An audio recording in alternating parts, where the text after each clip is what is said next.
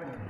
One is if my partner isn't stretched out, then it's going to be hard for me to triangle him because he's got too much of a base. Okay, you see how his hips are close to me? And then or if their posture is too good. So if he gets his head up and his hips closer, I'm not going to get this triangle because his posture is too good. He's going to keep looking up. I can't even reach his head from here. Even if I see, and he's got a frame here, it's going to be hard. So now he's just going to turn his shoulder, and then he's just going to pass, right? So he'll turn his shoulder, and he's out. Or he'll come forward and start stacking me really hard, bring my knee to my head, and then turn his shoulder, and then he's passed, right? Sometimes they'll even grab your head or grab your neck with their hand, and see he's got this frame, so he's pulling, stacking me. This does not feel good. Now he's gonna turn. All right, this is bad, okay?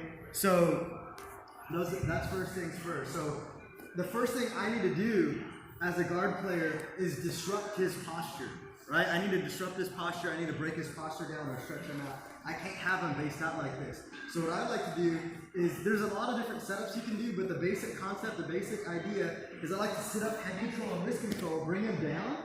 Now I can shrimp out, and see now his posture is broken. Now I can look for my triangle, right? Because his head and his shoulders are past his hips. But if he's back here, his hips are back, then it's a lot harder for me. Does that make sense? So let's say he's got good posture here. So what I'll do is I'll go ahead and grab and then shrimp out and bring it forward. Does that make sense? So I disrupt his posture. And now from here, I'm in my scissor guard, right? I've got a foot on both feet on his hips, one knee on the shoulder, one knee on the mat, and that's my frame. So if he tries to squish me, he can't squish me, right? Nobody can squish you from here. Now I have head control, wrist control. I shrimp out a little tiny bit more, and now I can pull my leg through and then cross my ankles. And I can hip up, look for my triangle this way,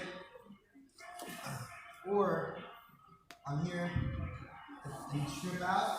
If I want to, I can even go this way. So you got both options, right? Because I just need to trap an arm and trap his head, right? So now see how he's stretched out? So that's what I want. I don't want him here for my triangle attacks. I want him here. Okay? Does that make sense? And this is hard for him to defend because if you try to lean forward and not use your hands on the mat, every single one of us is gonna smack our face in the mat. Does that make sense? So I'm here, and then if I move my hands out of the way, I fall forward. Everybody's gonna fall forward, right? Unless you just have like the strongest core in the freaking world, right? But even then, you're working on your core, you're getting tired. But if I have good posture, look, I'm fine here. Now I can use my hands to defend, right? See, I'm pulling that knee off, I'm fighting the hands off my head. I can defend everything if I have a good posture, a good home base, or a good combat base, right? I'm in a good squat position, right? So I need to disrupt his base to have him like, does that make sense? And once I have his posture broken, then I can slap on triangles. But sometimes you start getting a good triangle set up, and let's say after the fact, let's say I stretch him out, right? And then I start attacking my triangles. Now he knows the counter, so he's gonna frame his arm, right? So I can't push it across anymore. He's gonna get his hips close to me and he's gonna get his head up, right? So now I can't do it anymore. So now he's gonna look to stack me. So when he looks to start stacking me, I have a couple options. Either A, if I'm strong enough, I can take my leg and bring it around his back again like this. Does that make sense? Whether or not he pulls his arm out, that's up to him. Some people will pull the arm out, and some people won't. But if he pulls his arm out, that's better for me. Now he can't stack me. So I'm here, head and wrist, right? I shoot my triangle. Now he frames. He gets his body close to me, right? So again, I can pull my leg, throw it around. Let's say this time he doesn't pull his arm out. Some guys will leave it. So he starts stacking me, right? Now I just swing my leg down, cross my ankles. Now his arm is trapped, right? If he continues to stack me from here, that's worse on him because now I can push the arm across, grab the wrist, start shrimping. Now I've got his back. Or I can start working, since his arm is trapped now, so we're here, I trap his arm here, I can start working my head and arm triangles with my arms. Does that make sense? So I can get to my side and submit him from there. So there's a couple options. If the guy is way too strong, so sometimes with some people, I'll get here, right? Have wrist control, head control. I shoot my triangle. He stacks, And then sometimes when I try, he'll pinch his elbow tight, and when I try to bring this leg over his arm, I can't. If you notice that, my leg won't go over his arm anymore. If he's loose with it, I can easily trap his arm. But if he's really strong and he's paying attention and he's got a good frame, I can't do that anymore, right? So I can't bring my leg back to close guard. So what's gonna happen now here is once he starts passing, I look to catch the elbow, right? Once I catch the elbow, I open my legs, drop them forward like this. I sit up, it's like a Russian get up with a kettlebell, right? So I push his elbow forward and I come up to my elbow. Now from here, you see how his base is? So he's laying down on my butt, he's laying down on my hips. So once I come here, I'm gonna take my hand that I'm blocking on his arm and go around his back, his shoulder, or you can even keep it here, whatever you feel more comfortable. But I'm gonna go from my elbow to my hand. So I'm here, I come up. And all I do, guys, is I go to home base on my knees like this. And he falls over, and now I have side control. Does that make sense? So I took a bad situation, and I turned it into a sweep, right? So all I did, guys, so I'm here, right? I try to throw my leg over, I can't, he's still stacking me. I grab the elbow and grab his tricep, and this works gi and no gi. And I throw my legs, whatever side he's passing on. So since he's passing on this side, I catch this elbow. If he's passing on this side, I'll catch the other elbow. So all you do is you use his momentum and his force, grab the elbow, and you go with the flow, right? You don't fight it, you roll with it, right? You roll with the punches. So I'm here, he pushes all his pressure. I go with the flow, and I go here like a Russian get-up. Now, from here, I'll trap his arm or shoulder or keep the tricep, and now all I'm doing is I'll go from here to my knees. If he's lying down on me, he's gonna flop over. Now I have side control. Some guys, when you do that, they won't stay on you because they don't want to get flopped over. They'll come up to tabletop position, right? Like this.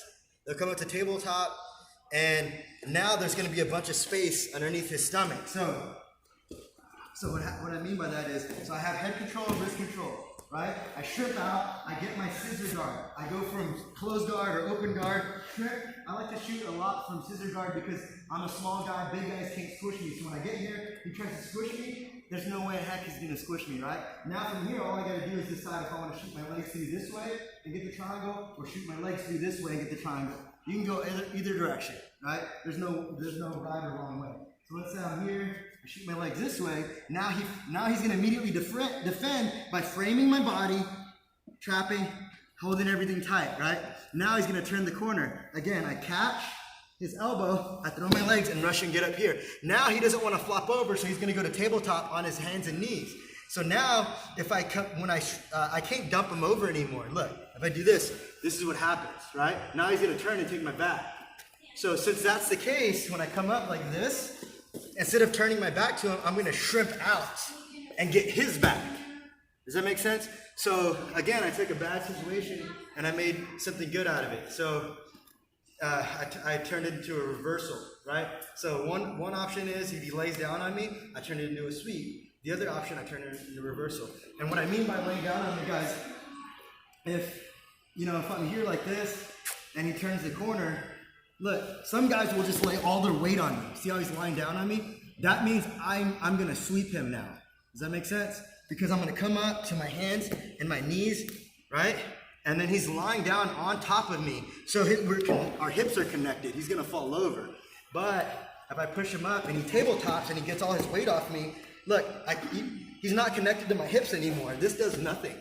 See, he's too high now. So now I just strip out.